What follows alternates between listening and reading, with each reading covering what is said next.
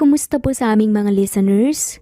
Bago po ang lahat, inaanyayahan po namin kayong mag-like and follow sa aming Facebook page, Cat Amazing Stories, para lagi kayong updated sa mga bagong videos and stories namin. Maraming salamat po. Simulan na natin ang ating kwento ngayon. Bilyonaryo aksidenteng nasagi ang kariton ng nangangalakal na kambal, nalula ng inang may sakit. Ito pala nga Manila. Paano nga ba nangyari ito? Sabi nila sa buhay daw ay may makikilala tayong isang tao na ituturing natin na parang bituin. Ang taong ito ang ating magiging liwanag sa dilim ng buhay. At kahit pa mahiwalay ka man sa tao na ito ng ilang taon, ay mananatili ang kislap ng pagmamahal.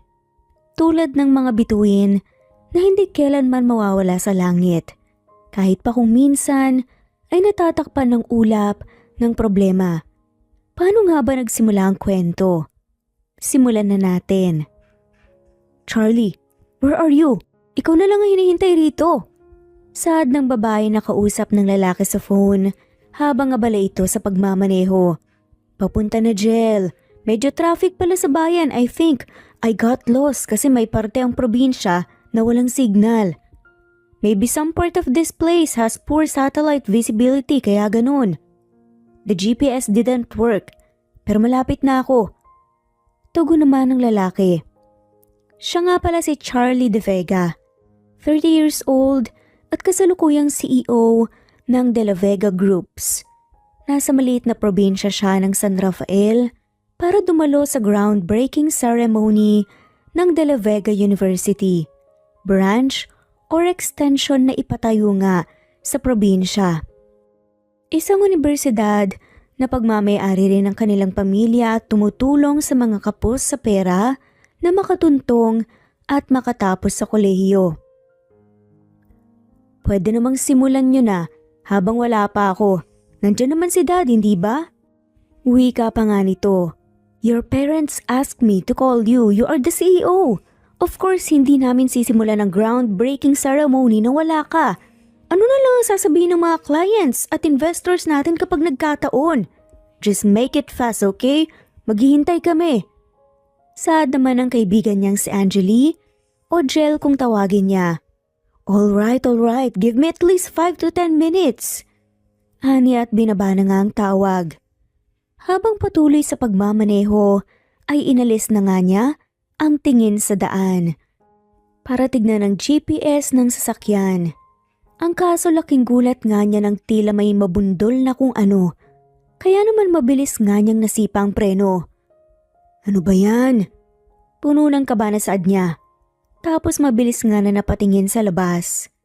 Agad na nanlaki ang mga mata niya nang makitang dalawang bata, isang babae at isang lalaki na nakaupo sa daan at umiiyak. Teka, nasaktan ko ba sila? Kamamadali mo yan eh. Bakit ba kasi hindi ka nag-iingat? You are reckless driver. Singhal niya sa sarili bago nagmamadaling bumaba ng sasakyan para masigurado na maayos lang ang dalawang bata. Nasaktan ba kayo? I'm sorry. Hindi ko sinasadya, hindi ko kayo napansin. Nag-aalala pa nga na saad niya sa dalawang bata na patuloy sa pag-iyak at mukhang magkaedad ang mga to. At kung pakakatitigan nga ay magkamukha nga sila. Kaya agad niyang naisip na baka kambal ang mga to. Kumunot ang noon niya nang sabay na nga na tumayo ang mga bata. Yung lalaki, dumiretso sa kariton na siyang nasagi niya. Yung babae naman mabilis na lumapit at kumapit nga sa laylayan ng suot niyang damit. Sir, tulungan niyo po kami please, maawa po kayo. Dalhin po natin sa ospital ang mama namin, sir. Please, ayaw po kasi naming mawala si mama eh. Umiiyak na pakiusap nga ng bata. Ano? Ano bang sinasabi mo? Nalilito na tanong niya. Agad naman siyang napasinghap nang makitang babaeng nakahiga sa kariton na dala ng kambal na tila ba walang malay. Anong nangyari? Tanong pa nga niya bago lumapit. May sakit po kasi si mama, sir, at nawalan po siya ng malay. Maawa na po kayo sa amin, sir. Dalhin niyo po siya sa ospital, please. Umiiyak na sagot naman ng batang lalaki na ngayon ay nanginginig din ang katawan habang hawak ang kariton. Napalunok ng laway si Charlie. Hindi alam kung ano ang gagawin. Sa totoo lang ay natatakot nga siya sa ideya na baka modus lang to para manakawan siya. Pero mas nangingibabaw pa rin sa kanyang pagiging mabuting tao. Bukod doon, may kung ano sa mata ng bata na nagpapalambot ng puso niya. Hindi niya alam at hindi niya maintindihan kung ano yun pero parang nasasaktan siyang makita na umiiyak ang mga to. Kaya naman mas lumapit na nga lamang siya sa kariton. Muli na naman siyang napasinghap nang makita kung sino ang babaeng nakahiga at walang malay. Charm? Gulat na bulong niya sa sarili nang makitang babae na sobrang naging laki ng parte ng buhay niya noon. Hindi siya pwedeng magkamali. Payat at namumutlaman ngayon ang babae at malayo man sa Charmaine na nakilala niya noon at kilalang kilala pa rin niya ang itsura nito. Sir, maawa na po kayo. Dali na po natin sa ospital si Mama, please. Muling pakiusap nga ng umiiyak na batang babae sa kanya. Kaya para lang siyang bumalik bigla sa reality at agad na tumango. Okay, let's go. Aligaga pa nga nasagot niya bago nagmamadaling binuhat ang babae at patakbo nga itong dinala sa backseat ng sasakyan. Yung dalawang bata ay nagmamadali namang sumunod sa kanya at sumakay din doon habang walang tigil sa pagiyak.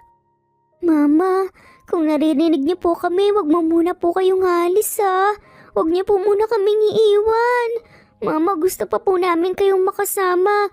Paano na po kami kapag wala na po kayo? Magiging engineer pa po ako, Mama.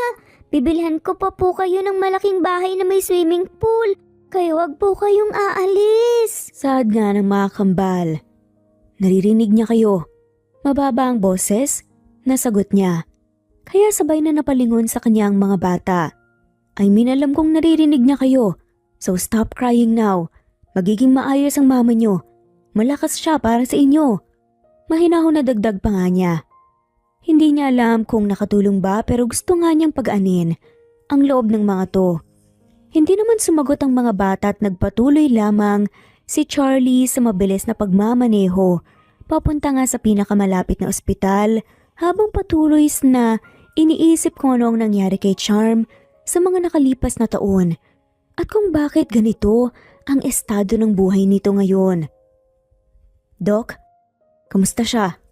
Tanong ni Charlie nang makitang lumabas na ang doktor sa emergency room.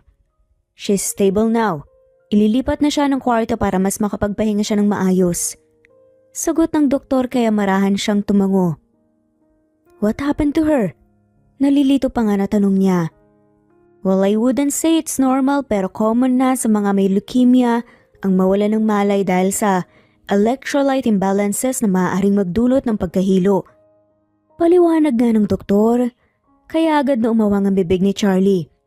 Wait, what? Leukemia? Hindi makapaniwalang tanong niya. Sa kanya biglang naalala ang sinabi ng bata kanina na may sakit daw ang mama nila. Hindi mo alam? Teka, hindi ka ba kapamilya o kamag-anak? Nalilito na tanong pa nga ng doktor. I'm a close friend. Sagot na nga lamang ng lalaki at tumango. Okay, actually stage A pa lang naman ng leukemia. So pwede pang madaan sa treatment like chemo and immunotherapy. Kinausap ko na siya tungkol dito. Although kulang mga gamit dito, ay nag-offer naman ako na i-endorse ko siya sa mga kaibigan at kakilala kong doktor sa Maynila. Kasi sigurado na mas mapapagtuunan siya ng pansin doon. At hindi ko alam kung bakit tila ayaw niya. Kaya kung kaya mo siyang kumbinsihin, please do so. Wika nga ng doktor, kaya tumango na nga lamang si Charlie. Salamat po, Dok. Mababa ang boses, nasagot niya. Kung may kailangan pa kayo, magsabi lang kayo, I'll go ahead. Wika nga ng doktor at naglakad pa alis. Si Charlie naman ay napatingin nga sa dalawang bata na ngayon, tahimik na nakaupo sa mga silya at nakatingin sa kanya. Na tila walang ideya at naiintindihan na nga ang mga naririnig. Okay na daw ang mama niyo, pero kailangan muna niyang magpahinga dito. Kaya wag muna kayong mag-alala. Mahinahon ang boses na saad nga niya. pero hindi sumagot ang mga bata na tila nag-aalala at natatakot pa rin para sa ina. Ilang sandali pa biglang nag-ring ang phone niya at nakita na nga niya ang kaibigang si Angeli ang tumatawag. Kaya naman mahina siyang napabuntong hininga bago sinagot yun. "Hello, Jel?" Bati niya. "Where the heck are you, Charlie? Sabi mo 5 to 10 minutes. Mahigit kalahating oras na pero wala ka pa." Sad ng kaibigan at muling napatingin si Charlie sa mga bata na ngayon ay magkatabi. Kung tutuusin, pwede na nga niyang iwan ang mga to pero may parte sa kanya ang gusto na samahan pa ang mga to kahit pa importante ang dapat niyang puntahan.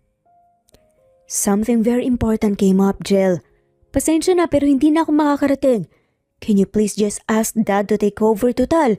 Nandiyan naman siya." Mababa ang boses, nasagot niya. "Yes, I'm really sorry." Sad na nga lamang nito. Personal ko na lang na kakausapin ng mga bisita para humingi na rin ng paumanhin. Tugon naman niya at narinig niyang napabuntong hininga ang kaibigan. Fine. Sagot na nga lamang ito at naiinis nga. Pero sino nga ba si Charm or Charmaine Santos sa buhay ng lalaki? Well, ito lang naman ang una at huling babae na minahal niya. Ito ang una at huling babae na naging kasintahan niya. Hindi man siya mapili, pero siya kasi yung tipo ng tao na hindi papasok sa isang relasyon unless sigurado siya sa nararamdaman niya. At si Charmaine ang kauna-unahang babae na nagpatibok ng puso niya. Pagka-graduate nga ni Charlie ng college, namasukan nga siya bilang instructor sa De La Vega University, Manila, na siyang main campus sa university na pagmamay-ari nga nila. Habang nagte-take din siya ng masterals sa kaparehong university, kung tutuusin, sa yaman ng pamilya nila ay pwede nga siyang mag-aral sa ibang bansa pero mas pinili nga niya ang university nila na tumutulong din sa iba. Dahil nga sa murang edad, ay tinuruan na nga siya ng mga magulang niya ng kahalagahan na pinaghihirapan ng mga bagay na gusto nga nating makuha. Isa si Charm sa mga maswerteng estudyante na nakatanggap ng full ride scholarship sa university. Second year college ang babae nang makilala siya nito. Kasi instructor nga siya at naging estudyante niya ito sa isang subject. Charmaine piqued his curiosity. Iba kasi ito sa mga babae na nakilala niya at mas lalong iba ito sa mga babae na madalas magpakita ng motibo sa kanya. Lumaki man sa ampunan at walang kinalakihan at kinilalang pamilya ay sobrang positive ng babae. Hanggang sa ang nararamdaman nga niyang kuryosidad ay mas lumalim pa. Dahil nga nasa code of conduct ng university na bawal magkaroon ng relasyon ang mga professor at instructor sa mga estudyante nila, pareho nilang pilit na nilabanan ng nararamdaman. Kaso kung kailan nga nila pinipigilan sa mas lalong humihirap nga. Kaya naman hindi na nga nakatiis pa si Charlie kasi kahit na alam nga niyang bawal ay niligawan pa rin niyang babae. Hindi siya pansin ni Charm nung una pero pilit niyang pinakita ang sincerity nito kaya sa huli ay napasagot na nga lamang din niya ang babae. For more than a year ay naging sekreto sa lahat ng relasyon nila. Okay naman ang lahat eh. Masaya naman sila pero third year college si Charm nang bigla na nga lamang itong nawala. Basta na nga lamang itong umalis at iniwan siya na walang paalam. Hindi alam ni Charlie kung saan ito nagpunta. Sinubukan niya itong hanapin pero hindi nga niya ito makita talaga. Sa loob ng mahabang panahon ay ang daming tanong sa isip niya na nais niyang mahanap ng sagot. Kaya hindi nga siya makapaniwala na muli nang nagtagpo ang landas nila ng babae. Bagay na matagal na nga niyang hinangad na mangyari. "Sir!" Mababa ang boses, nawika ng dalawang bata. Sa inyo na lang po to, sir. Wika pa nga ng mga to. At tinabutan nga siya ng 20 pesos na puro barya. Ha? Bakit naman? Para saan to? Nalilito nga ang tanong niya. Bayad po namin kasi po tinulungan niyo po kaming dalhin po sa ospital si Mama. Kita po namin yan sa pangangalakal. Ibibili po sana namin ng Biogesic para kay mama kasi madalas pong sumasakit ang ulo niya at nahihilo pero sa inyo na lang po yan. Magalang nga na sagot ng batang lalaki, parang may kung anong mainit na bagay na humaplot sa puso niya dahil sa narinig. Hindi niyo naman ako kailangan bayaran. Hindi naman ako maniningil eh. Masaya ako na makatulong. Kaya itago niyo na lang ang pera niyo. Ipunin niyo at gamitin sa mas mahalagang bagay. Nakangiti at mahinahon ng boses na sagot niya. Salamat po, Sir Pogi. Grabe po ang bait po ninyo. Malambing ang boses na wika naman ng batang babae kaya mahina siyang natawa. Ano nga palang mga pangalan niyo? Ilang taon na kayo? Wala ba kayong ibang pamilya o kamag-anak na pwede nating tawagin? Nasaan ang papa niyo? Sunod-sunod pa nga na tanong niya. Ako po si Charles at ito naman po ang kapatid kong si Charlotte.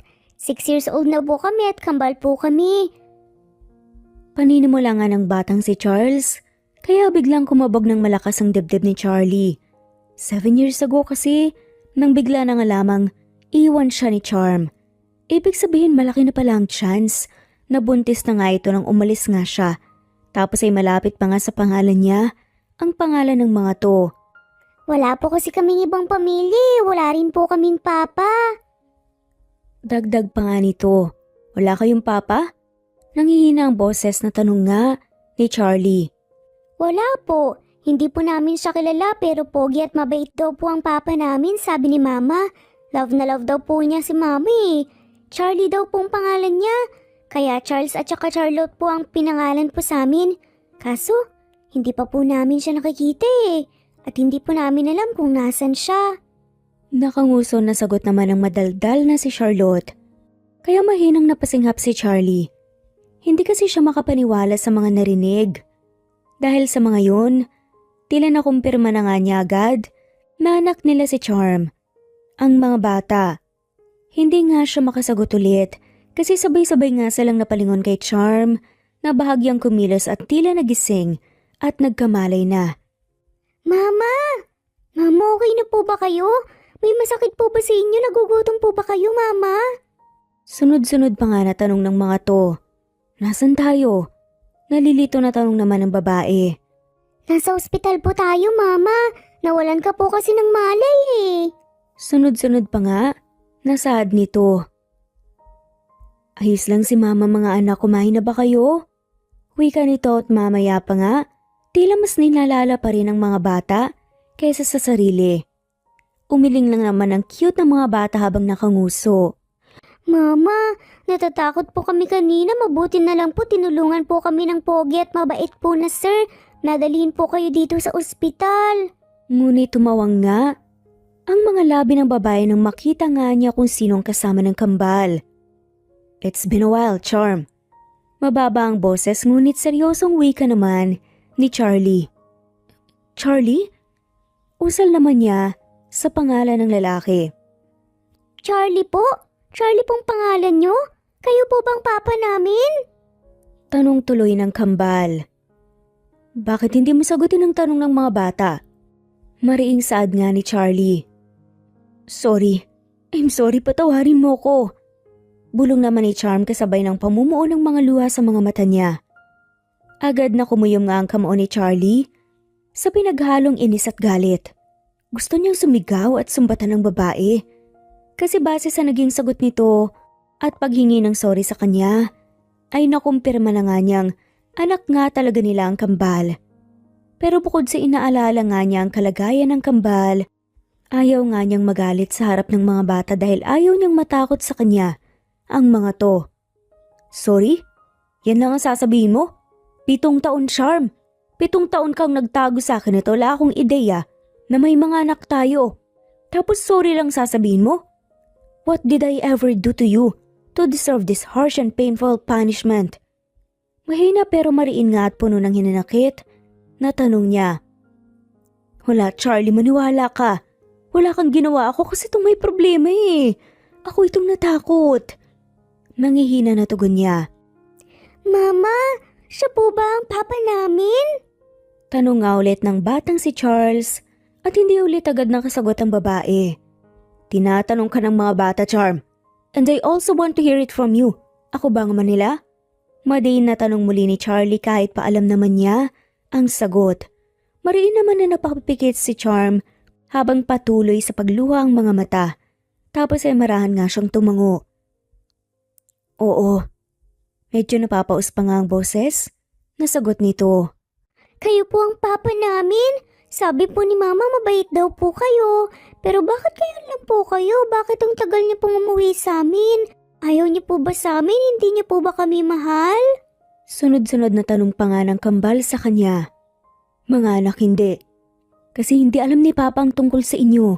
Akong may kasalanan. Hindi ko sinabi sa kanya kaya kung magagalit kayo sa akin dapat at hindi sa kanya.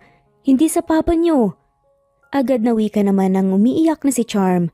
Samantalang si Charlie, namumula na nga rin ang mga mata habang nakatitig sa kambal na gustong-gusto nga niyang lapitan at yakapin. Hindi naman po namin kayang magalit sa inyo, Mami. Kasi ayaw po namin na malungkot po kayo tsaka love po namin kayo. Sad nga ng kambal. Kapag po kami ang nagkakamali, hindi naman po kayo nagagalit sa amin eh. Love niyo din po kami. Wika pa nga ni Charles, kaya mas lalong napaiyak ang babae dahil naman sa narinig. Agad na napagtanto nga ni Charlie na maayos na napalaki ni Charm ang mga bata kahit pa mag-isa lang ito. Sorry mga anak, patawarin niyo si Mama, patawarin niyo ako. Patuloy sa pagluha nga na saad ni Charm. Gusto pang makausap ni Charlie ang babae, marami pa nga siyang gustong sabihin at itanong, pero sa isip niya isa ka na lang. Sa ngayon kasi, wala siyang ibang gustong gawin kundi ang lapitan at yakapin ng kambal. Kaya naman dahan-dahan siyang naglakad palapit sa mga to at lumuhod sa harap nila habang titig na titig pa rin ang mukha nila. Pwede ba kayong mayakap ni Papa? Nangihina nga at napapaus pa nga ang boses na tanong niya. Mas lalong napaiyak ang kambal sa narinig tapos ay mabilis na yumakap sa kanya. Papa, bakit ngayon lang po kayo? Huwag na po kayong aalis ha, huwag niyo na po kaming iiwan. Promise po magiging mabait po kami at masipag, hindi po kami magiging makulit. Basta huwag niyo lang po kaming iwan ulit, please. Umiiyak pa nga na sad ng kambal. Hindi naalis si Papa. Shh, sorry kung ngayon lang ako. Patawarin niyo si Papa, pangako hindi na kayo malalayo kay Papa. Babawi ako sa inyo. Ibibigay ko sa inyong lahat. Bulong pa nga niya. Habang mahigpit ang yakap sa kambal.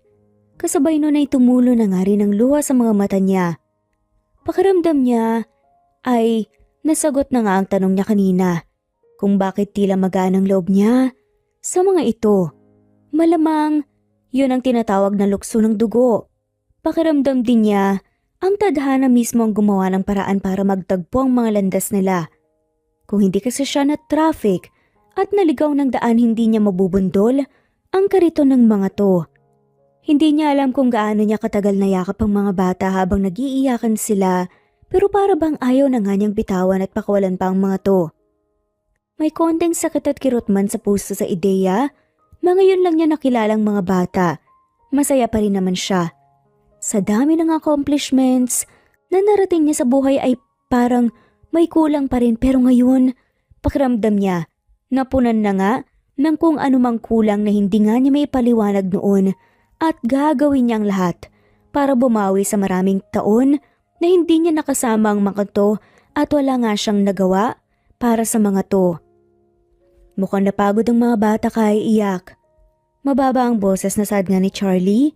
Kinagabihan nang makatulog na nga sa mahabang sofa na nasa hospital room ang kambal. Sa ilang oras na magkakasama sila doon ay hindi umalis sa kandungan niya ang kambal habang yakap siya ng mga to na para bang ayaw na nga rin ng mga to na malayo at mawalay sa kanya. Nangalay man ang hita, hindi niya inalintana. Kasi gaya nga ng mga ito ay para bang ayaw na nga rin naman niyang pakawalan pa ang mga ito at dala nga marahil lang pagod ay nakatulog na nga ang mga to. Oo nga eh. Kinakabahan na sagot naman ng babae. This feels so real. Hindi pa rin ako makapaniwala na nangyayari to. Na may mga anak pala tayo. Teka, hindi naman ako nananaginip lang, di ba? Bulong pa nga ng lalaki kaya napagkagat na nga lamang ng iba pang labi si Charm. Hindi ka ba magpapahinga? Hindi ka pa ba alis? Sagot na nga lamang ng babae kaya nangitim ang bagang ni Charles. Pinapalis mo na ba ako? Mahina pero masungit pa nga na tanong nito. Hindi naman sa ganun. Ano kasi, naisip ko lang na baka gusto mo nang umuwi at magpahinga. Kinakabahan na tugon nga ni Charm. I just found out na may mga anak ako. Kung hindi pa ako naligaw sa probinsyang to, hindi ko masasagi ang karito nila at hindi ko malalaman ang lahat. Hindi magkukuros ang landas natin. Pero parang wala ka namang balak sabihin sa akin. Tadhana na mismo ang gumawa ng paraan. Tapos ngayon gusto mo akong umalis? Hell no. I want to know kung bakit hinayaan mo ang mga anak ko na mga lakal. Panimula nga nito. Napakunot noo nga ang babae. Mga lakal? Anong mga lakal? Hindi ko nga sila inutusan ng mga lakal eh. Kahit ganito ang estado ko, pinipilit ko pa rin na magtrabaho para sa kanila. Gate naman ng babae tapos mariin na napapikit. Binabayaran nila ako ng 20 pesos kanina. Kita daw nila yon mula sa pangangalakal na ibibili dapat nila ng gamot mo. Wika nga ni Charlie, kaya napabuntong hininga ang babae. Nang malaman nilang may sakit ako, lagi silang tumatakas kasi gusto daw nilang makatulong. Ayoko namang mangyari sana yun pero hindi ko mapigilan. Sa totoo lang, gusto ko naman talaga na wala silang ibang alalahanin. Pero hindi talaga mangyayari nun kung ganito ang kalagayan ko. Gusto ko silang mag-enjoy, kaya nga nagsisikap ako eh. Mahabang paliwanag naman niya. Nang basta na nga lamang siyang umalis at tiniwan ng lalaki at hindi na nga niya naipagpatuloy pa ang pag-aaral dahil nga sa pagdadalang tao niya. Ganun pa man, pilit nga niyang sinubukang maging isang mabuting ina at mabigyan ng desenteng buhay ang mga bata sa ngayon. Nagtatrabaho siya bilang isang admin sa isang paaralan kung saan din nag-aaral ang kambal. Mabuti na nga lamang at tatanggap siya kahit pa hindi siya tapos sa college. If that's the case, bakit sinabi ng doktor na ayaw mong sumailalim sa treatment? Tanong ng lalaki. Mahal masyado at hindi kaya ng ipon ko. Yung maliit na perang naipon ko para sa future ng mga bata. Pagsasabi nga niya ng totoo. At ano? Hahayaan mong lumala ang sakit mo at iwan ng mga bata? Ano sa tingin mo mararamdaman nila kapag nalaman nila na wala ka na kasi ayaw mong gamitin yung sinasabi mong pera na para sa kanila? Pwedeng kitain ng pera, Charm. Pero ang buhay hindi na may babalik. Bahagyang napayuko si Charm. I will pay for your treatment. Mariin na wika na nga lamang ni Charlie kaya umawang ang bibig ng babae. Hindi na kailangan. Kasi wala ka namang responsibilidad sa akin eh. Kung gusto mong makabawi, sa mga bata na lang dapat. Kaya ko ng sarili ko. Hindi na nga nagawa pang ituloy ito ang sasabihin. For once, babaan mo naman ang pride mo, Charm. Alam mo kahit na noon, na magkasintahan tayo, ganyan ka na eh. Ayaw mong tumanggap ng tulong mula sa akin. Huwag mo na lang isipin na ginagawa ko to para sa'yo. Isipin mo na ginagawa ko to para sa mga bata kasi ayokong mawalan sila ng ina sa murang edad. Dagdag pa nga ni Charlie, kaya sunod-sunod na napalunok na nga lamang si Charm. At napasori na nga lamang ito. Sorry son. Sorry kasi basta mo na lang ako iniwan noon na walang paalam. Sorry kasi ginawa mo kong tanga. O baka naman sorry kasi itinago mo sa akin ang katotohanan na may mga anak pala tayo. Sorry saan, Charm? Be specific kung ano ang hinihingan mo ng sorry. May halong panunuya pa nga na tanong nga ng lalaki. Sa lahat. Nanghihina na sagot naman ni Charm. Charm, wala akong ibang ginawa kundi ang mahalin at intindihin ka noon. Kaya hindi ko maintindihan kung bakit at paano mo nagawa sa akin to. Bakit nagkulang ba ako ha? Sana sinabi mo para dinagdagan ko. Sumobra ba masyado? Sana sinabi mo para nabawasan ko. Kasi binaliw mo ako masyado. At alam mo sa sarili mo na wala akong hindi gagawin para sa'yo. Pero sa kabila ng lahat ng pagmamahal at pag-intindi, ganito pa rin ang naging sukli mo. I want to hear your reasons. Puno ng hinanakit na wika nga ng lalaki. Natatakot ako. Dahil natakot ako. Naluluha at maiksing sagot nga ng babae. Mariin namang napapikit si Charlie kasi alam niya na mas malalim na rason ng babae na tila ayaw nitong sabihin. Ni minsan hindi ba sumagi sa isip mo? Ni pakilala sila sa akin? Nangihina pa nga na tanong nga ni Charlie. Siyempre gusto ko maniwala ka. Gusto kong sabihin sa'yo ang tungkol sa kanila. Kasi nahihirapan din naman akong makita na lumalaki sila na walang kinikilalang amay eh. At mahirap din sa akin yun. Umiiyak nga na tugon ng babae. Nung nalaman ko na may sakit ako, plinano ko na puntahan ka para kausapin at sabihin sa'yo ang tungkol sa kanila. Kasi kung sakali man na mawawala ako, gusto ko na lumaki pa rin sila ng pamilya. Kasi mapapanatag ang loob ko sa ideya na iiwan ko sila sa taong alam kong mamahalin at taalagaan sila.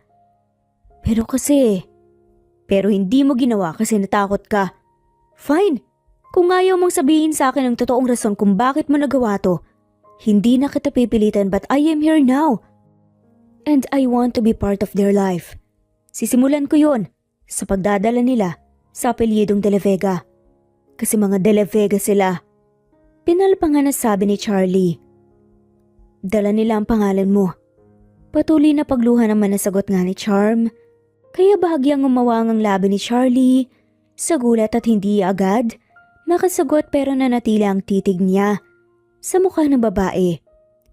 Marami pa nga siyang gustong sabihin dito. Sa totoo lang may parte pa nga rin sa kanya ang gusto nga nitong sumbatan siya. Pero ngayong kaharap na nga niya ito tila nanlalambot siya. Hindi nga siya makapaniwala na hanggang ngayon ganito pa rin ang epekto sa kanya ng babae.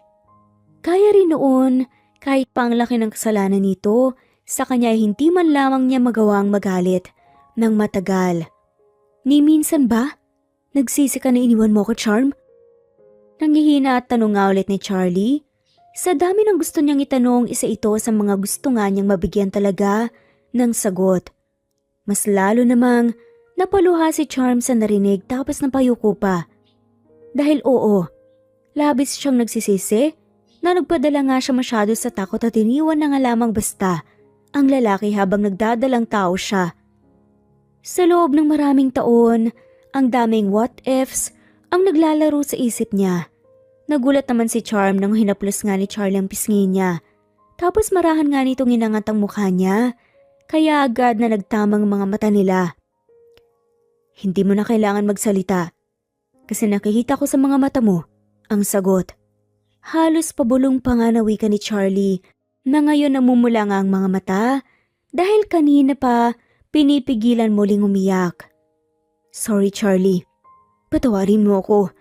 Alam ko na wala akong karapatang humingi ng tawad pagkatapos ng lahat pero sorry talaga. Bulong pa nga muli ni Charm. If you are really sorry, pagka-discharge ko rito, mag-impake ka ng mga gamit nyo kasi isasama ko kayo pabalik ng Manila. Matagal kong hindi nakasama ang mga anak ko, Charm. Siguro naman naiintindihan mo kung bakit ito ang gusto ko. At siguro naman, hindi mo ipagkakait sa akin to. Gihit pa nga ng lalaki. Ano? Gulat na tanong niya. You heard me. Gihit ng lalaki. I have a condo unit in Manila so don't worry. Alam ko naman na hindi ka papayag tumira sa isang bahay kasama ang mga magulang ko. Kasi hindi ka magiging komportable. Saad pa nga ng lalaki na para bang nababasa ang nasa isip niya. Pero paano ang buhay namin dito? Paano ang trabaho ko? Tanong nga ng babae. File an immediate resignation. Or go AWOL. Hindi ko alam. I don't care basta ang gusto ko lang simula ngayon wala kang ibang gagawin kundi ang mag-focus sa pagpapagaling. Nandito ako. Hindi ka nag-iisa sa laban. Mas maraming malalaki at magagandang ospital sa Manila na pwedeng makatulong sa'yo. Mas marami ring magagandang paaralan doon na pwedeng pasukan ng mga bata. Aalagaan ko kayo ng mga anak natin. Pulong ni Charlie at hindi na nga nito napigilan pa ang pagtulo ng luha sa mga mata. Dahil naman sa narinig, mahinang napahagulgol si Charm. Sa kabila kasi ng pagkakamali at malaking kasalanang nagawa niya sa lalaki, ay napakabuti pa rin ito sa kanya ngayon. Samantalang maintindihan naman niya kung kamumuhian nga siya nito. Tapos ay nagulat siya nang bigla siyang niyakap ng lalaki. Charm, dapat galit ako sa iyo eh. Sobrang sakit ng ginawa mo. Sobrang bigat ng puso ko. Maniwala ka, gustong gusto kong magalit. Gusto kitang sigawan at sumbatan para lang malaman mo kung gaano kasakit ang kahirap ng lahat ng to. Pero heto ako, pagdating sa'yo, hindi ko pa rin magawang magalit kahit na ilang taon na ang lumipas. Ganun pa rin ang epekto mo sa akin.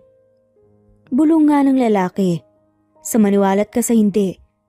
Gustong gusto kong magalit dahil ang tagal kong hinintay ng pagkakataong to na magkita tayo ulit tapos ganitong malalaman ko.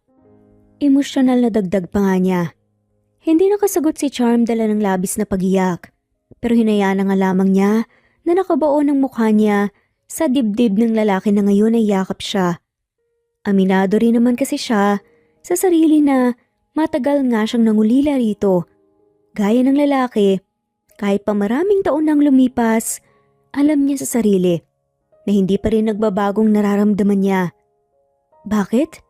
Dahil hindi pa nga sila magkasama ay araw-araw pa rin niyang inahalaga ng nararamdaman niya.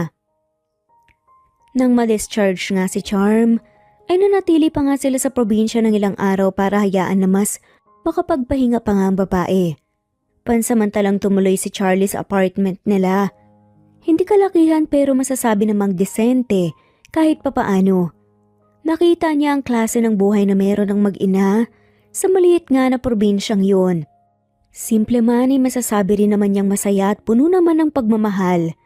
At sa mga araw na yun, hindi nga sila iniwan ng lalaki. Sobra itong bumawi sa mga bata at sobrang na-appreciate nga ni Charm ang pinapakitang sincerity nito. Kahit pa medyo may ilang pa rin sa pagitan nila, pinipilit naman nilang maging civil sa isa't isa. Home sweet home! Nakangiti na wika nga isang gabi pagkarating nila ng mag-iina niya sa kondo niya sa Manila. Pagkatapos kasi ng ilang araw na pagpapahinga ni Charm at pagkatapos din itong magpaalam sa trabaho at asikasuhin ang mga dapat asikasuhin ay hindi na nga sila nag-aksaya pa ng oras na bumiyahe paalis. Gusto pa nga sanang magtagal ni Charm sa probinsya kung saan sila namuhay ng mga anak sa loob ng ilang taon pero naintindihan naman niya na may naiwang trabaho dito sa Manila ang lalaki. Wow! Ang ganda naman po ng bahay niyo, Papa! Malawak at excited nga ang ngiti. Nasaad nga ng kambal. Kondo ito ni Papa. Hindi pa ito ang bahay natin. Dito lang tayo pansamantalang tutuloy but don't worry mga anak. Hahanap si Papa ng mas maganda at malaking bahay para sa atin. Sagot naman niya. Talaga po, Papa? Yung may swimming pool po? Pangarap po kasi namin ng ganung bahay eh. Yung malaking swimming pool. Yay! Sabay na sigaw nga ng masaya at excited na kambal. Ilan ang kwarto dito? Mababa ang boses. Natanong naman ni Charm habang iginagala nga ang paningin sa paligid. 2. You may use my room. Tapos yung isa naman para sa mga anak natin. Ha? Hindi na. Pwede naman kaming magkakasamang 3 sa isang kwarto gaya nga ng sa probinsya. Agad na sagot naman ni Charm na may halo pang kaba. Nagtaas naman ng isang kilay ang lalaki bago binuksan ang kwarto na para sa mga bata na may isang kama lang at ang kambal lang ang kakasya sa kama na yun. Sa tingin mo ba kakasya kayo sa kama na yan? I want my kids to be comfortable. Medyo masungit pa nga na tanong nito. Don't worry Charm, kasi madalas naman ako sa trabaho At kung nandito man ako, pwede akong matulog sa sofa. So just use my room and stop thinking too much. Base kasi sa reaksyon mo parang defensive ka lang at napaghahalataan ka. Masyado nasabik at excited ka lang talaga makatabi ako. Nakangisi at medyo mayabang pa nga nadagdag pa nga nito. Kaya literal na napanganga si Charm. Tsaka Mama, hindi po ba dapat po ang Mama at Papa po ang magkasama po sa room?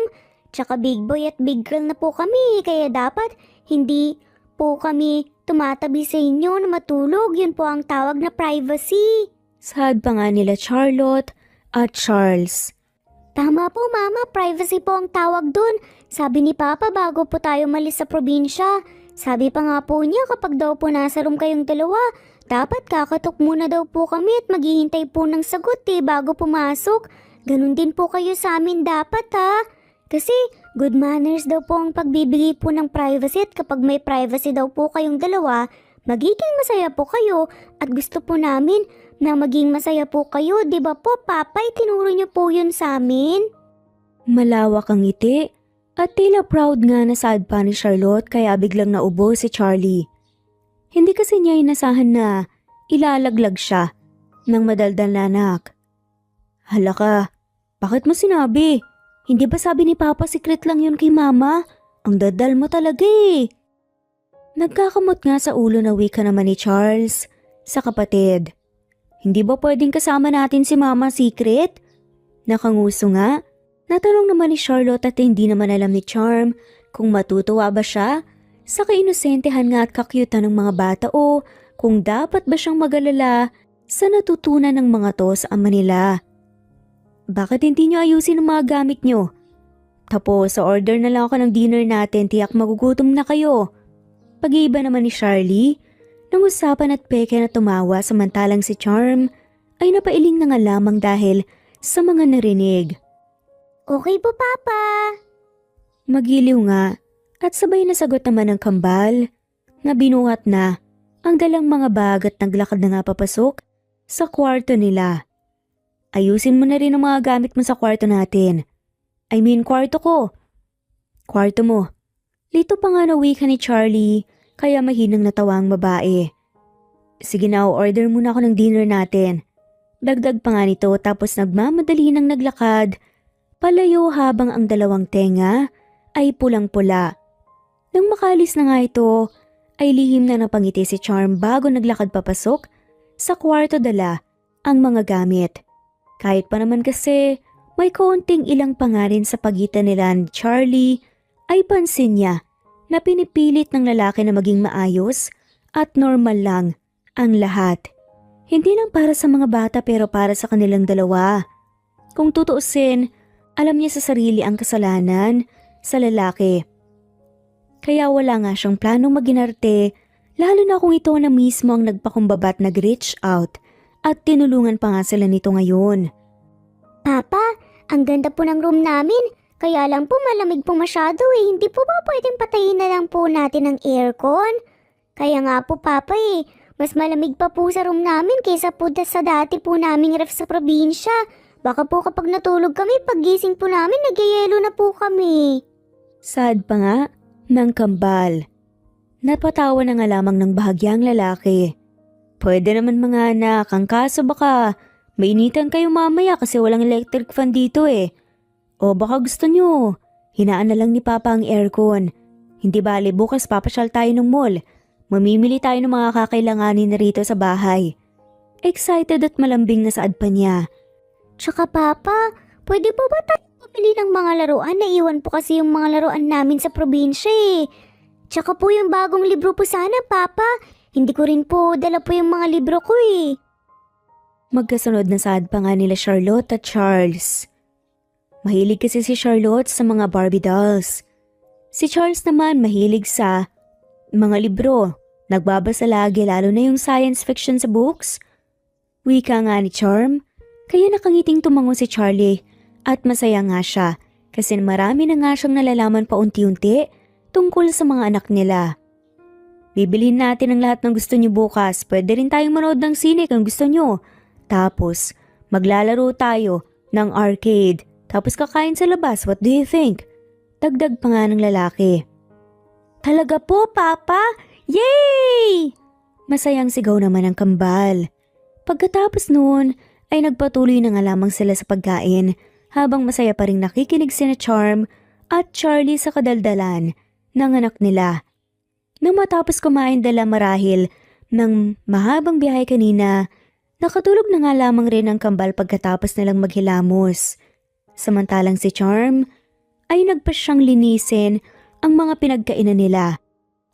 habang iniisip nga kung saan matutulog si Charlie ngayong gabi at kung tatabi ba ito sa kanya.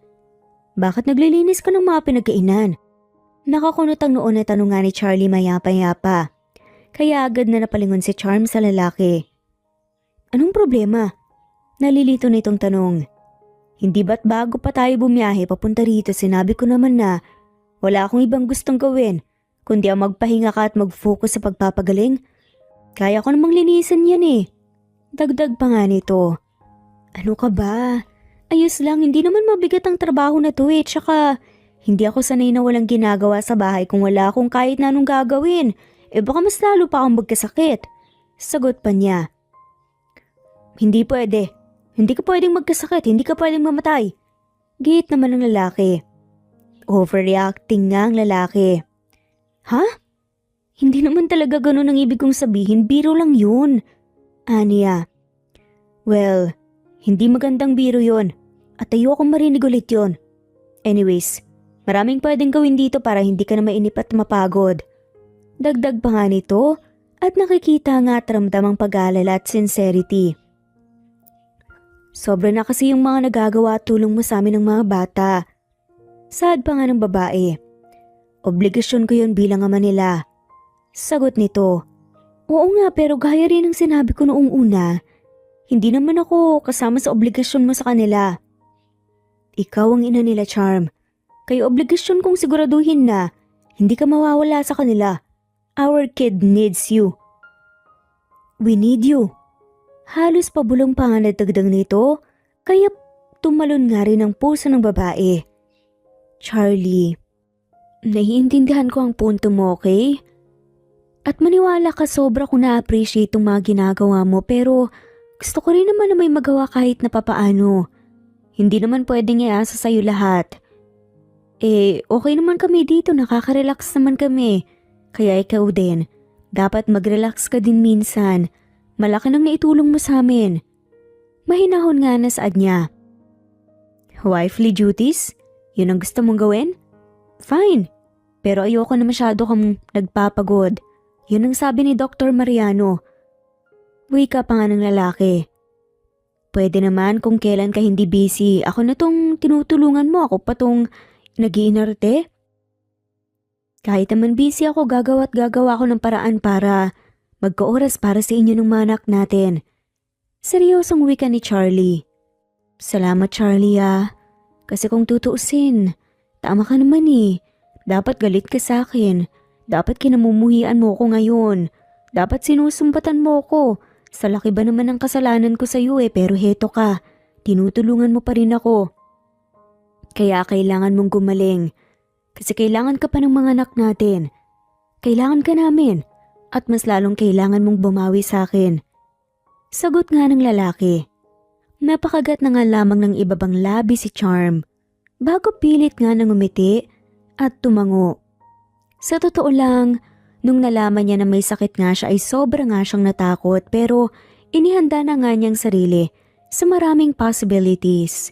Ipinagpasuggest na nga lamang niyang lahat at mukhang mahal na mahal nga siya ng Diyos kasi bilang tugon sa kanyang mga dasal ay ibinalik niya si Charlie sa buhay niya.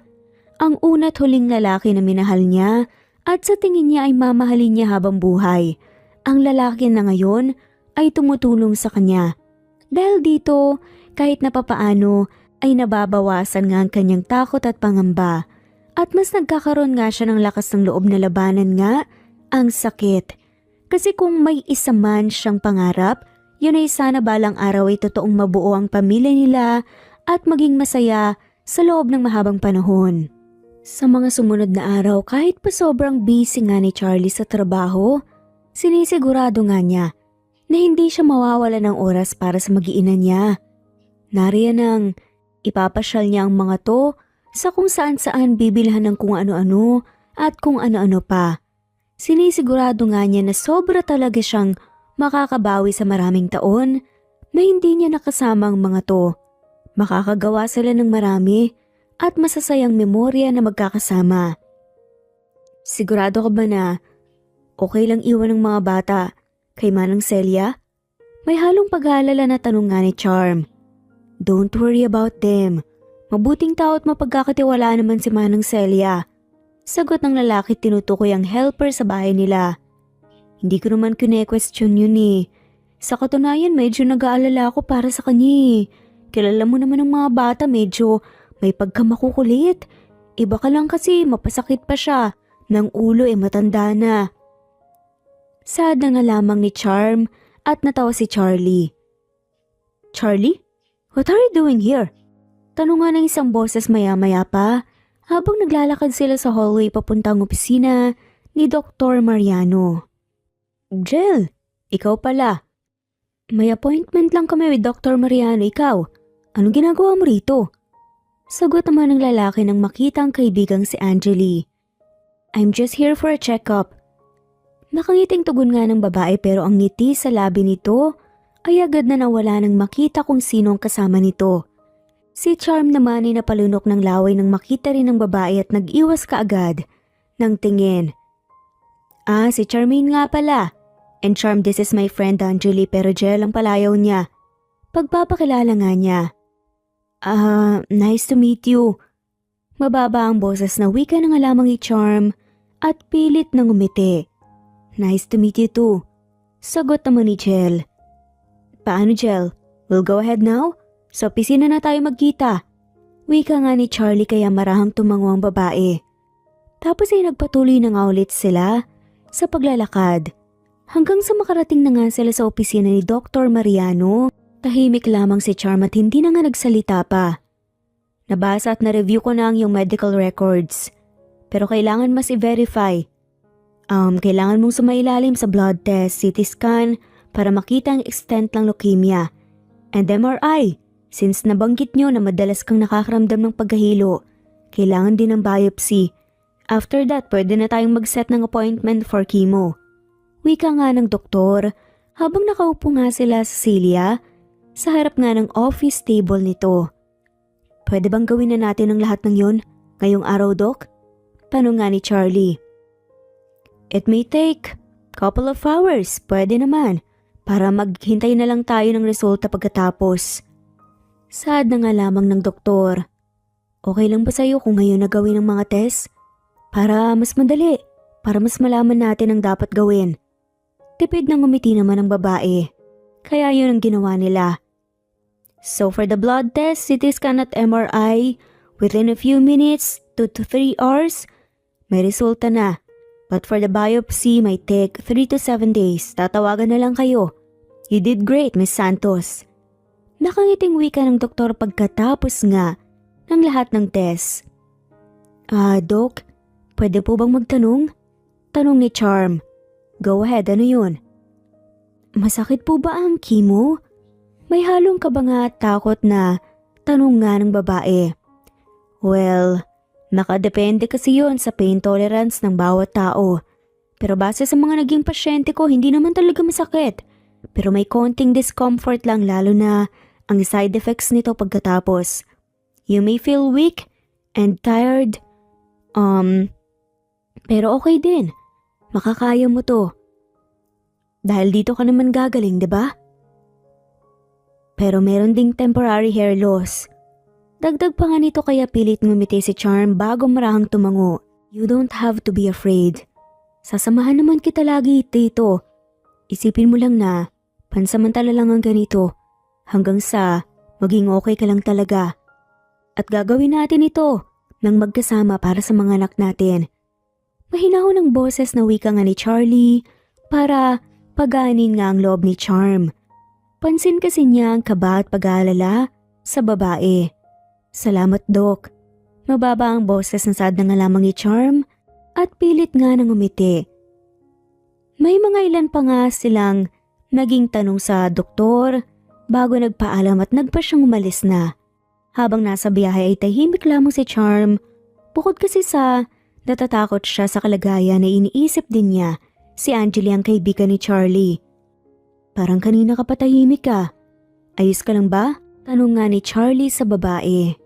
Ayos lang. Baka napagod lang. Tipid na sagot ni Charm. Alright, pag-uwi natin magpahinga ka na. Ako nang maghahanda ng dinner natin para sa mga bata. Pwede rin umorder na lang ako. May gusto ko bang kainin? Malambing pa nga ang boses. Nasaad ng lalaki. Kahit ano na lang, hindi naman ako mapili sa pagkain eh. Sagot ni Charm at muli ngang tumingin sa labas. Mahina namang napabuntong hininga si Charlie kasi pansin niya na may gumugulo sa isip ng babae. Hindi naman niya alam kung yung tungkol ba sa sakit nito o kung meron pang iba kaya naman hanggang makauwi sila sa kondo ay wala nang salita pa na narinig mula sa kanila. Kahit nga nang nasa hapag nga sila at kumakain, nangapunan ay pansin nga ni Charlie na tahimik pa rin si Charm at hindi kumikibo. Bakit gising ka pa? Tanong niya nang lapitan nga ang babae sa veranda. Nagpapahangin lang. Ikaw ba't gising ka pa? Sagot ni Charm. Natutulog na sila at gusto talaga sana kitang makausap. Wika ni Charlie. Tungkol saan? Tanong nito at bago sumagot, lumapit at umupo naman ang lalaki sa tabi niya. Alam ko na may gumugulo sa isip mo. At alam kong hindi lang ito tungkol sa sakit mo, Charm. Gusto kong malaman mo na may pakialam ako. Gusto kong malaman ang nasa isip mo kasi nag-aalala ako. So please sabihin mo naman sa akin. Alam ko na hindi kita dapat pinipilit. Pero nag-aalala kasi ako sa iyo eh. Tutulungan kita sa kung ano man ang bumabagabag sa iyo. Kausapin mo naman ako. Malumani ang boses at puno ng pagsusumamo nagdagdag pa nga nito. Bahagyang umawang naman ang bibig ni Charm. Hindi kasi siya makapaniwala na parang sinisisi pa nga ni Charlie ang sarili, samantalang siya naman talagang umalis at nanakit sa lalaki noon. Saglit siyang natahimik habang iniisip ang sasabihin. Pero alam niya na may puntong lalaki at siya rin naman. Ayaw na nga niyang maulit ang pagkakamaling nagawa niya noon. Hindi ba ilang beses mo na akong tinanong kung bakit basta na lang akong umalis noon at iniwan ka? Mahina ang boses na tanong nga nito at tumango naman ang lalaki. Totoo na natakot ako kaya ginawa ko yun. Pero hindi para sa sarili ko. Natakot ako para sa'yo. Wika nga niya na ikinakunot nga ng noo ng lalaki. Anong ibig mong sabihin? Nalilito na tanong nga nito at huminga naman ng malalim si Charm. Bago mapait ng umiti. May isang araw noon na pinatawag ako ng head ng university sa office niya. Panimula nga ni Charm ng kwento. Si Mrs. Ann Marquez? Tanong nga ni Charlie kaya tumango si Charm. Si Ann Marquez ay ang dating head ng De La Vega University. Matalik itong kaibigan ng mama ni Charlie at ito rin ang ina ng kaibigan niyang si Angeli Marquez. Alam kong mama siya ng kaibigan mong si Angeli. Kaya nang makita ko siya sa ospital kanina, parang biglang bumalik sa akin ang lahat ng mga nangyari noon. Sagot nga nito. Anong nangyari? Anong kinalaman nila sa mga nangyari noon? Nalilito na tanong pa rin ni Charlie. Nung una hindi ko alam kung bakit pinatawag niya ako sa opisina niya noon. At gusto daw akong makausap pero pagkadating ko sa office niya, nakita kong nandoon din si Angeli. Tapos pinakita nila sa akin yung pictures na magkasama tayong dalawa. Sabi nga ni Mrs. Marquez. Alam nila ang tungkol sa relasyon natin. Hindi ko alam kung paano nila nalaman. Pero yun nga, alam nila dahil nga sa instructor kita sa isang subject at estudyante mo ko bawal daw. Pagkukwento nga nito. Sinabi ni Mrs. Marquez na pwede daw siyang magbulag-bulagan at tumaktong walang alam. Yun ay kung hiwalayan kita. Kung hindi ko daw gagawin, sisiguraduhin niya na mawawalan ako ng scholarship at may expel. At walang kahit na anong universidad ang tatanggap sa akin ulit. Bukod doon, sinabi niya na mapapahiya ka at sobrang magagalit sa'yo ang mga magulang mo. Na madidisappoint sila sa'yo. Na hindi na nga sila magtitiwala sa'yo at baka mawala din sa'yo ang lahat. Dagdag pa nga nito. Nung mga panahong yun, ininsulto din nila ako. Sinabi nila na hindi isang kagaya kong lumaki sa bahay ampunan ng bagay sa'yo, kundi isang kagaya ni Angeli, na puro kahihiyan lang daw ang idudulot ko sa pangalan mo, na ako lang ang hihila sa'yo pababa. Kaya itigil ko na daw ang pag-aambisyon ko na makaahon na God sa hirap dahil lang pinatulan mo ko. Kasi alam naman daw nila na yun lang naman talaga ang habol ko sa'yo. At dito na nga nagtatapos ang simpleng kwento Dagdag pa nga nito. nila Cyrus Kasabay nun ay at ang Hana. pamumuo nga ng luha sa mga mata nang maalala ang mga nangyari noon bago nga siya umalis. Okay lang naman sa akin kung Insultuhin nila ako eh. Lahat yun matatanggap ko. Lalo na alam ko nang sa sarili ko na hindi naman totoo. Pero ang hindi ko kaya ay ang ideya na mawawala sa iyo ang lahat dahil lang sa akin. Kasi nakita ko kung gaano mo ka gustong patunayan ang sarili mo sa mga magulang mo. Nakita ko ang hirap at sakripisyo mo at ayoko na masayang ang lahat ng yon. Patuloy sa pag-iyak nga na kwento nito tapos ay bahagyapang napayo ko. Bakit hindi mo sinabi sa akin noon pa lang? Nanlulumo nga na tanong ni Charlie. Kasi masyado pa akong bata noon at sobra akong natatakot sa mga pwedeng mangyari. Alam ko na mali kasi dapat kinausap muna kita. Kasi dapat nagtiwala ako na kaya mong protektahan ng meron tayo. Pero sobra lang talaga ako natakot at hindi ako mapapagod na humingi ng tawad sa nagawa ko. Sagot nga nito. Kaya ka basta umalis at tiniwan ako kasi minaliit at tinakot ka nila. Napapaos nga ang boses na wika nga ng lalaki kaya tumango siya. Kasi kung makikipaghiwalay ako sa'yo, alam ko na hindi ka papayag. Kaya yun ang solusyon na naisip ko para maging maayos lang ang lahat. Ang basta na lang umalis at iwan ka. Sagot nga nito. Tinanong mo rin ako kung nagsisisi ba ako nang iniwan kita noon. Oo Charlie, sobra akong nagsisisi. Nang dahil sa takot, nagkagulo ang lahat. Kaya sa huli, pinanindigan ko na lang kasi wala na akong magawa. Pero mukhang sinisingil na ako ng karma. Patawarin mo ko, Charlie. Sad nga nito at naluluhan na nga. Imbes na sumagot ay marahang hinila nga ni Charlie palapit sa kanya si Charm. Tapos ay niyakap nga niya ito ng mahigpit. I always knew na may malalim kang rason kung bakit ka basta na lang umalis noon. Who would have thought na pinoprotektahan mo lang pala ako at ang mga pangarap ko. Hindi ko sinasabi na tama ang ginawa mo at aminado ako na sobrang sakit. Pero hindi na rin naman natin may ibabalik ang mga nangyari eh. Alam ko na may mga pagkukulang din ako sa'yo. Pero wala na rin namang mangyayari kung magbibilangan tayo ng pagkakamali. You've been carrying this inside you all along, Charm. At pangako, sa puntong to, ako naman ang poprotekta sa'yo. Sa inyo ng mga anak natin.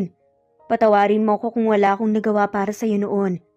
Pero ngayon, hindi na ako papayag na maliitin ka pa ng kahit na sino. Hindi na ako papayag na ibang tao ang magdidikta sa kung paano magpapatuloy at magtatapos ang kwento natin. Emosyonal nga na sagot nga ng lalaki habang mahigpit na yakap si Charm. Sorry Charlie, patawarin mo ko. Patuloy nga ang pagluha na saad ng babae. Bahagya namang kumawala sa yakap ang lalaki tapos ay tinitigan nga ng diretsyo sa mata si Charm. Hindi mo kailangan humingi ng tawad. Kasi gaya ng sabi ko, hindi ko naman talaga kayang magalit sa'yo. That's how much I love you. Kahit na noon pa, kahit pa ilang taon nang lumipas, baliw na baliw pa rin ako sa'yo, Charm. Bulong nga nito.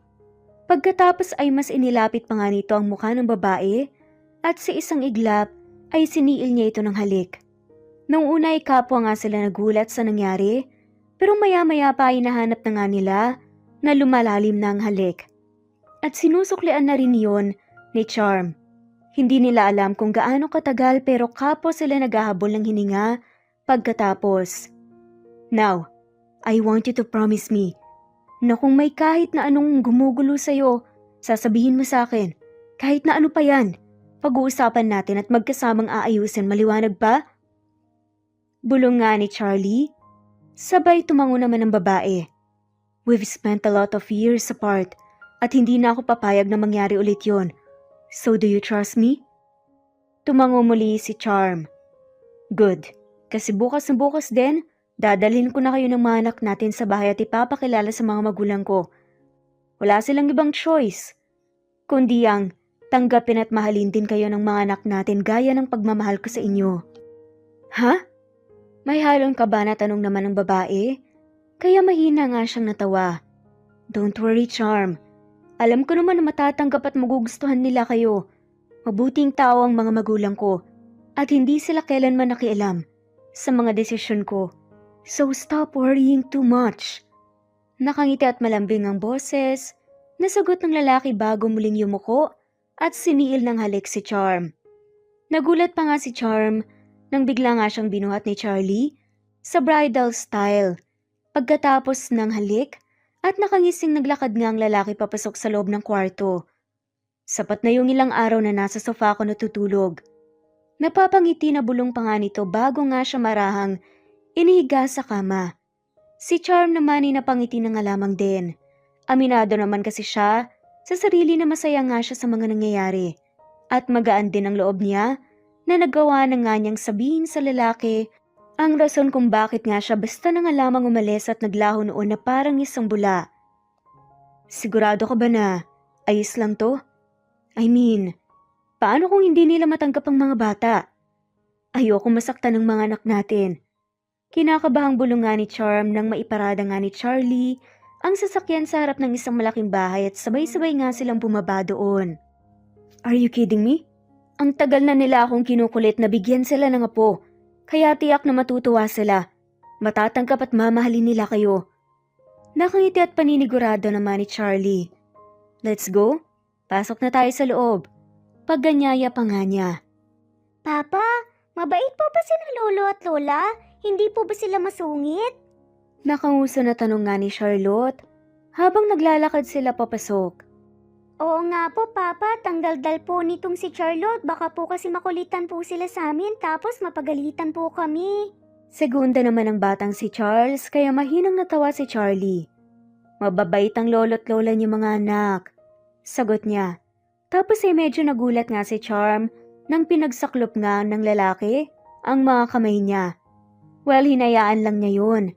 Hindi pa naman sila nagkakabalikan ni hindi pa nga nila na pag-uusapan ang tungkol doon. Pero parang gano'n na rin. Ang mahalaga, alam nila na pareho pa rin sila ng nararamdaman kahit pa ilang taon na nga silang hindi nagkita at nagkasama at pareho ring masaya sa kung anong meron sila. Charlie, you're here! At may balak ka pa talagang umuwi. I've been calling you for days now pero hindi ka sumasagot. Gaano ba kahalaga yang kung ano o sino mang pinagkakabalan mo't ang dalang mo nang umuwi at magparamdam sa amin? Agad na bungad nga ng ginang. O may bisita ka pala. Dumoble naman ang kaba ng dibdib ni Charm nang makita na hindi lang ang mga magulang ni Charlie ang nasa sala ng malaking bahay. Pagkusay nandito rin si Angeli at ang mga magulang nga nito. Good thing you're all here kasi may importante akong kailangan sabihin sa inyo. Seryosong wika naman ni Charlie. Oh my God, you look like exactly like them! Bulong nga nito. Dahil anak ko po sila. Anak namin sila ni Charmaine. Sagot ni Charlie kaya gulat nga na napasinghap ang lahat. Wait, what? How did this happen? Bakit ngayon mo lang sila pinakalala sa amin kung ganun? Nalilito na tanong naman ng papa ni Charlie na napatayo na nga rin sa kinuupuan. Dahil hindi ko rin po alam. Well, not until recently. Sagot nga ni Charlie na tumingin pa kay Angela at sa mama nga nito na halatang kinakabahan. Mukhang alam niyong dalawa ang rason kung bakit siya umalis noon. Mariin pa nga na saad nito. Ano? Paano naman nila nalalaman? Teka nga, ano bang nangyayari dito ha? Nalilito na tanong nga ng mama ni Charlie. Manang Celia, pakisamahan muna po sa labas ang mga bata. Wika nga ni Charlie na halatang hindi gustong marinig ng mga bata ang usapan. Mga anak, sumama muna kayo kay Manang Celia saglit. Malambing na wika pa nga niya. Napanguso naman ang kambal tapos ay tumango at sumama nga sa matanda. Can someone explain kung anong nangyayari dito? Nakakunot ang noo na tanong nga ng papa ni Charlie na wala na ang mga bata. I met Charmaine nung pumasok ako sa DVU bilang instructor. She's one of the luckiest students na nakatanggap ng full ride scholarship and yes, naging estudyante ko siya.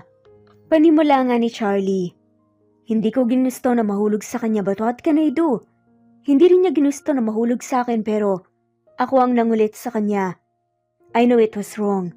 Lalo na, nasa code of conduct ng university na bawal magkaroon ng relasyon ng professor at instructor sa mga estudyante nila. That's why we kept what we had for more than a year. Okay na kami sa ganun. Masaya naman kami eh. Not until I woke up one day na nag-drop na siya. Basta na lang siyang umalis na walang paalam sa akin o sa mga kaibigan niya At walang ibang nakakaalam kung ano ang nangyari sa kanya at kung saan siya nagpunta. Mahabang kwento nga nito. Si Charm ang unang babae na minahal ko ng sobra. And when she left me, without any explanations for years, kinu-question ko ang worth ko. Akala ko may mali o kulang sa akin, pero hindi naman pala. All this time kayo palang rason, kasi mata pobre kayo. Madiin nga nadagdag pa nga nito bago tumingin kina Angeli at sa mga magulang nito. What are you talking about? Anong kinalaman ni Ann at Angeli sa nangyari? Nalilito na tanong nga ng papa ni Angeli. Why don't you ask your wife and daughter dito? Madiin na tanong nga ni Charlie pero hindi nakasagot ang dalawa. Anak, ano ba talagang nangyayari? Pwede bang sabihin mo na lang sa amin? Tanong nga ng mama ni Charlie. Hindi namin alam kung paano nangyari pero nalaman ni Tita Ann at ni Angeli na may relasyon kami ni Charm. And since Tita was the head of DVU at the time, they both used her position para takutin at maliitin si Charm. Puno ng galit na sagot nga ni Charlie kaya sabay na napasinghap ang mga magulang niya at sabay na napalingon sa magina. That's not true. Agad na depensa nga naman ng mama ni Angeli. Charlie, you can't just blame us na walang pruweba. If there's someone to blame here, siya yon. Kasi siya ang umalis at hindi nagsabi sa'yo ng tungkol sa mga bata. Giit naman ni Angeli at tumango pa nga ang mama nito. Maybe you're right, pero hindi pa rin siya aalis kung hindi kayo nakialam at kung hindi niyo siya tinakot. Ma'am, alam niyo ba kung anong mga sinabi nila kay Charm? Tinakot siya at ipapaalam daw sa lahat ang relasyon namin pag hindi ako hihiwalayan. Kaya yun ang ginawa niya. That's why she left. Dagdag pa nga nito. You did that? Gulat at hindi makapaniwalang tanong ng mama ni Charlie. Paano niyo nagawa at nasabi ang mga ganung bagay sa isang tao? Tanong pa nga ng nanay ni Charlie. Kasi mata pobre sila. Kasi gusto nila na si Angeli ang pakakasalan ko. Madiin na saad nga ni Charlie. Now that I think about it, paulit-ulit niyo ang binabanggit na pwedeng kami na lang ni Angeli ang magpakasal. Hindi ko pinansin nung una, but now it all makes sense. I'm so sorry to rain on your parade pero hindi ko kailanman nagustuhan yung si Angeli. At kung hindi lang din si Charm, mas gugustuhin ko na lang pong mabuhay at tumanda ng mag-isa. Manghanga na dagdag pa nga nito. Sobra kasi ang galit na nararamdaman niya, na hindi na nga niya kaya pang pigilan ang sarili sa mga nais niyang sabihin. Hindi totoo yan. Pinoprotektahan ka lang namin. Sa kahihiyan, kasi nga mali ang relasyon niyo. If anything, dapat nga pasalamatan niyo pa kami. Giit ng mama ni Angeli at nagulat naman ang lahat nang lumapit ang mama ni Charlie sa mama ni Angeli, tapos bigla niya itong sinampal. Anong pasalamatan? Naririnig mo ba ang sinasabi mo, ha? How dare you decide for my son? Kami mismo na magulang hindi kailanman ang himasok sa mga desisyon niya. Kaya anong karapatan ninyong pangunahan siya? Baka nakakalimutan niyo. Kung hindi dahil sa pamilya namin wala kayo sa kung nasan man kayo ngayon. You are not really part of this family in the first place kaya matuto kayong lumugar. Dagdag pa nga nito. Can we all calm down first? Kung ano man ang mga maling nagawa ng magina ko, pakiusap. Pag-usapan naman natin ang mahinahon. Nag-aalala at tila natatakot na saad pa ng papa ni Angeli. No, tito. Madiin na saad ni Charlie. I respected all of you for years, but that ends now. Because respect must be earned. It must be given to those who deserves it. Dagdag pa nga niya. Tama siya. Sagot ng mama ni Charlie. Matagal na naging magkaibigan ng pamilya natin but what you did was unacceptable. Kasi kahit pa sabihing desisyon ni Charm ang umalis, kayo pa rin ang nagtulak sa kanya. You're not welcome here anymore. Naluluhang mata na dagdag pa nga nito. Charlie, wait. Huwag naman ganito. Come on, we've been friends for years. Hindi mo pwedeng basta nalang itapon yun. Naiiyak pa nga na saad ni Angeli. Kayo ang sumira at nagtapon nun, so leave now. Mariin naman na sagot nito. Let's go. Napapailing na saad nga ng papa ni Angeli na tila dismayado sa mag-ina niya. Nakakahiya kayong dalawa. Mariin na dagdag pa nga nito bago na una na ngang maglakad paalis. Wala namang nagawa si Angeli, kundi ang umiyak. Nang hinila na nga rin siya ng mama niya palabas ng bahay. Nang wala na nga sila ay agad na tumingin ang mama ni Charlie kay Charm. Sobrang nahirapan ka siguro talaga. Nagulat nga si Charm nang bigla siyang niyakap ng mama ni Charlie. Hindi kami kagaya nila, Iha. We also came from humble beginnings, and we know exactly how it feels to have nothing. Wika naman ang papa ni Charlie. Sorry po ulit kung hindi ko po nasabi kaagad sa inyong lahat ang tungkol sa mga bata. Naluluha pa nga na sagot niya. Don't say sorry. Hindi na mahalaga pa yon, ang importante nandito na kayo. Welcome to the family, Iha. Nakangiti pero naluluha ang mga mata na sagot nga ng mama ni Charlie. Nasaan ang mga apo namin? Can we meet them now? Malawak ang ngiti at excited pa nga na tanong naman ng papa ni Charlie kaya naman tinawag na nila ang kambal. At as usual na pamahal nga sila kaagad, sa kataldalan at kabibuhan nga ng mga to. Emosyonal ang naging gabing yon para sa kanila. Pero naging magaan at masaya rin naman ang lahat. Marami silang mga napag-usapan patungkol sa mga nangyari noon. Maging ang kondisyon ni Charm ngayon ay parang hinahaplos ang puso ni Charm kasi pakiramdam niya ay bigla siyang nagkaroon ng magulang sa katauhan ng mga magulang ni Charlie. Mas naging maayos at magaan pa ang mga sumunod na araw.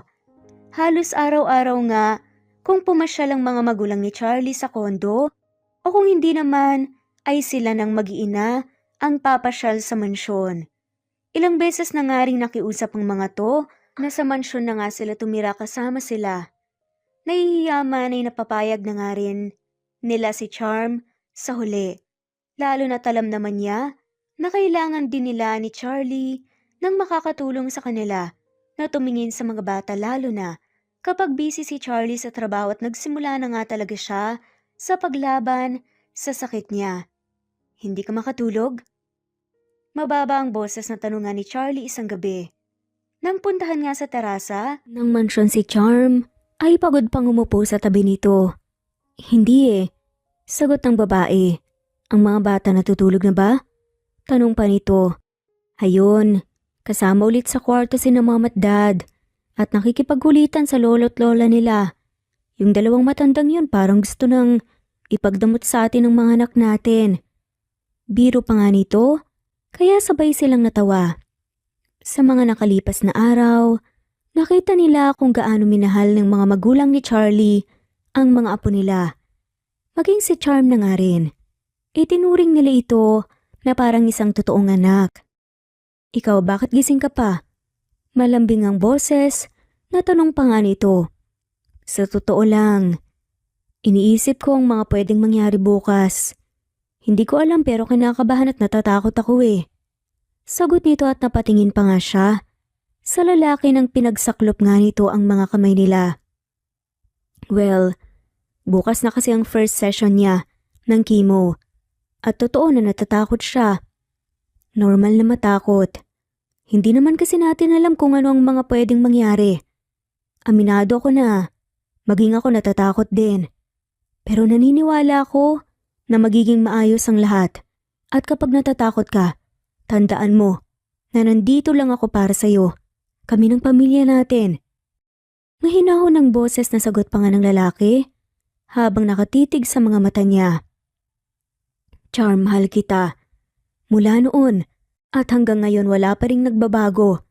Ikaw at ikaw lang ang gusto kong makasama habang buhay. Kasi kagaya ng mga bituin na hindi nawawala sa langit, alam ko na hindi rin nawawala itong pagmamahal na meron ako para sa'yo. Dagdag pa nga nito. Hindi naman nakasagot si Charm.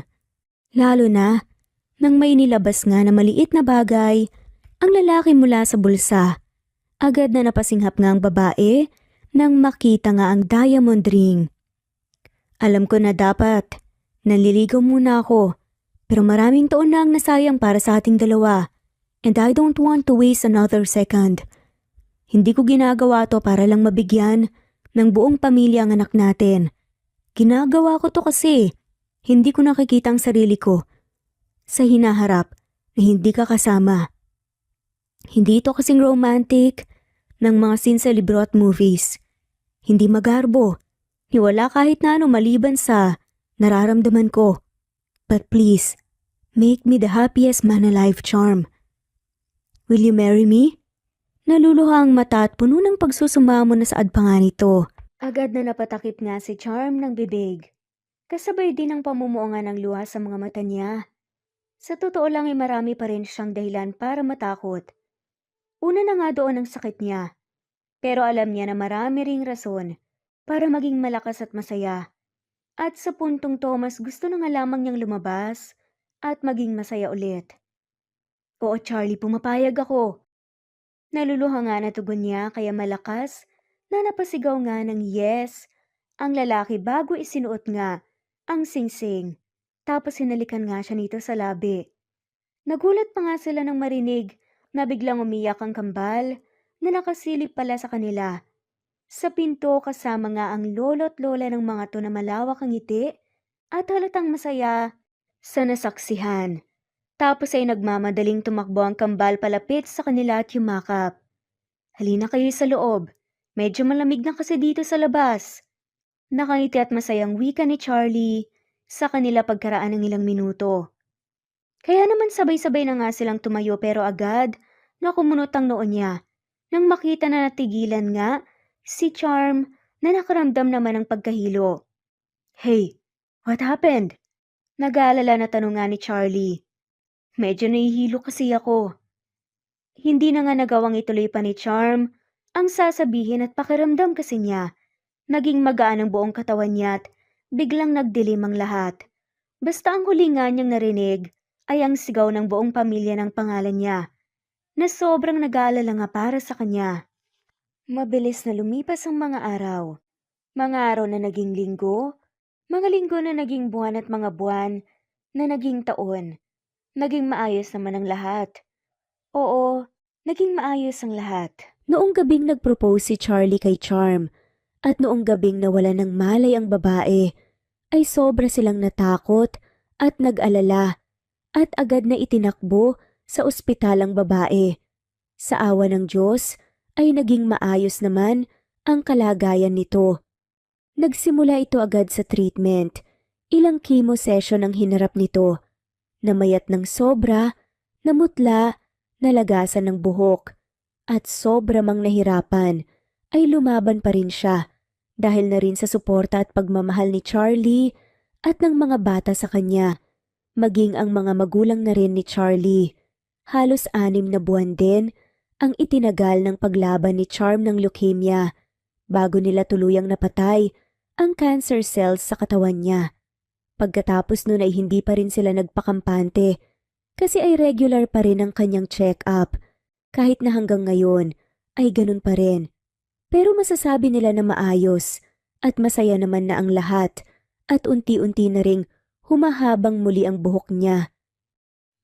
Mahal, bakit ikaw na naman ang nagluluto? Hindi ba dapat nagpapahinga ka? Malambing ang boses na wika nga ni Charlie nang lapitan sa kusina si Charm na naghahanda nga ng hapunan nila. Napangiti pa nga ang babae nang niyakap nga siya nito mula sa likod. Mahal, gusto ko kasing kumain ng kare-kare. Tsaka, miss na rin daw ng mga batang luto ko eh. Hayaan mo na ako please. Hindi naman nakakapagod to. Tsaka, hindi ba nagustuhan din ng mga magulang mo ang luto kong kare-kare? Naisip ko lang na sobrang dami na nilang nagawa at naitulong sa atin. Lalo na sa pag-aalaga sa kambal. Kaya kahit minsan lang gusto kong may magawa rin para sa kanila. Kahit na ganito kaliit na paraan lang. Dagdag pa nga nito. Sa puntong ito kasi, hindi protective sa kanya ang lalaki dahil nga may sakit pa siya. Magaling na talaga siya at nalabanan na ang leukemia. Pero protective sa kanya si Charlie dahil ngayon ay nagdadalang tao na ulit siya. Ilang buwan matapos makumpirmang wala na siyang sakit, ay hindi na sila nag-aksaya pa ng panahon at nag-isang dibdib na nga.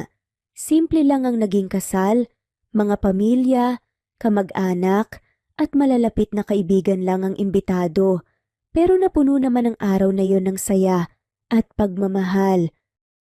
Alam mo naman na ayokong nai-stress ka eh. Malambing ang boses na bulong ni Charlie Tapos ay nakangiti nga nitong hinaplos ng marahan ng tiyan niya. Hindi naman nakaka-stress tong pagluluto. In fact, mas marerelax pa nga ako. Wala na nga akong kahit na anong ginagawa dito sa bahay tapos pagbabawalan mo pa akong pagsilbihan at talagaan kayo ng mga bata? Sagot niya, pwede naman kayong mag-shopping para hindi ka mainip. Saad naman ng lalaki, huwag na please. Maawa ka sa akin kung saan saang mall na nga ako dinadala ni mami, binibilhan ng kung ano-ano. Anya kaya mahinang natawa ang lalaki. Parang si Charm daw kasi ang anak na babae, na wala ang mama ni Charlie. Kaya naman sobra nga siya nitong ini-spoil. Fine, wala talaga akong panalo sa'yo no? Wika nga ng lalaki kaya mahina siyang natawa. Pero panalo naman ako sa ganda ng misis ko. Maharot na dagdag pa nga nito bago hinigpitan ang yakap. Kaya sabay silang natawa. Papa, wag niyo pong yakapin ng mahigpit si Mama, baka po maipit po ang kapatid namin. Nakangusong sigaw naman ni Charlotte. Oo nga po, Papa, yakap po na kayo ng yakap kay Mami. Segunda pa nga ni Charles. Natawa na nga lamang sina Charlie at Charm dahil sa pagiging protective ng